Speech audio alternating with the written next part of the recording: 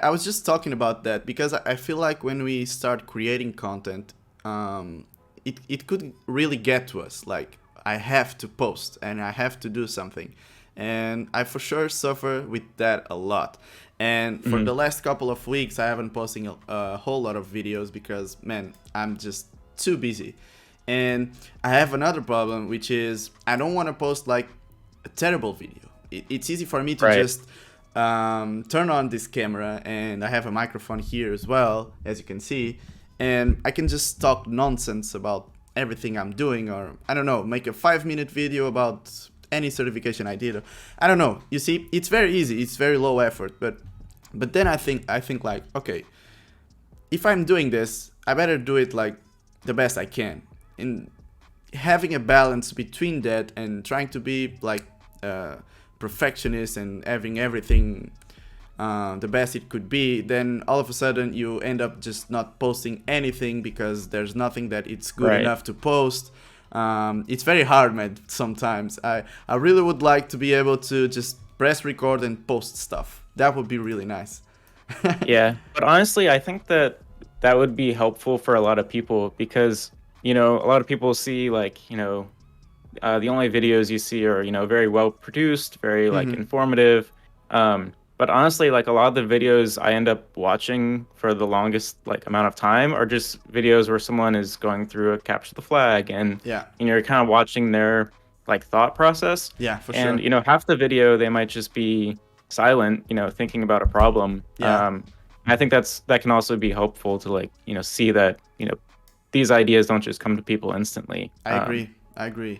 I think like the big thing is it's just all about adding value. If you're adding value, it doesn't matter really the quality of your lighting or the quality of your video or your audio.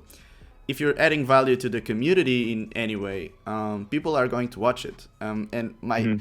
the best video I have on my channel, it's actually a very cringy video of me with like the bald haircut from COVID, the quarantine hairstyle. Right, That right. and I was just talking about how I study for my CYSA Plus from CompTIA, and Mhm. we can just talk about that a little bit as well. I my only concern with that video was, okay, I just want to show people how I did it and how they also could do it in a very transparent way. So I just put out every resource I used, um, how much time I spent studying for that cert, my tips for the exam, and that's far from being my best video. It's far from being my best video, but I found that people don't even care about that. People are just Right. looking for that, like, you know what I mean? Is this helpful for me? So I'm gonna watch it and I'm gonna do those algorithm things like it, comment, and thank this random creator for creating this video. So I think that's something that I need to work on a little bit, like finding ways to add value without wasting too much time worrying about things that don't matter a lot. I don't know. Right. What do you think about that?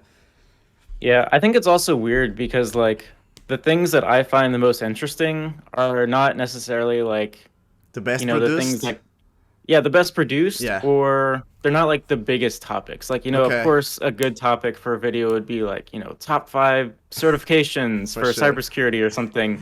But like for me, like I'm not as interested in like those big flashy videos. I'm more interested in like, hey, look at this cool tool that I wrote Yeah. and it doesn't really work all the time, but here it is. Yeah. Like I find that a lot cooler than, the nice, Yeah. well produced videos. Yeah. Um but I think it really just depends on your audience.